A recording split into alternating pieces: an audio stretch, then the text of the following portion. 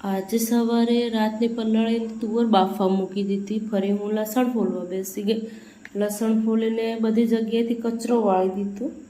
કચરો વાળીને પછી હું પોતું કરવા લાગી હતી. 4-5 રૂમોમાં પોતું કરવાનું હોય એટલે થોડી વાર લાગે, એટલે થોડું જલ્દી પતાવી દેવાનું હોય. પોતું થઈ ગયું ને એની પછી હું તુવરનો વઘાર કરી દીધો. તુવરનો વઘાર કરી અને થોડી વાર પછી હું લોટ બાંધવા બેસી ગઈ. લોટ બાંધીને હું રોટલી પણ બેસી ગઈ હતી. રોટલી બનાવીને પછી આજે તો જો જમવામાં છે ને તુવર છે, દાળ છે, ભાત છે. અમે ટિફિનોનું કામ કરીએ છીએ ને એટલે થોડું વધારે બનાવવાનું હોય છે. ફરી સાંજનો જમવાનો ટાઈમ થઈ ગયો એટલે આજે રીંગણ બટેકાનું શાક બનાવવાનું હતું એટલે હું રીંગણ મોળવા બેસી ગઈ. રીંગણ મોળીને હું રોટલી પણ બનાવી દીધી હતી. રોટલી બનાવી અને પછી અમે જમવા બેસી ગયા. જમવામાં તો આજે જો ખીચડી છે, રીંગણ બટેકાનું શાક છે અને રોટલી છે.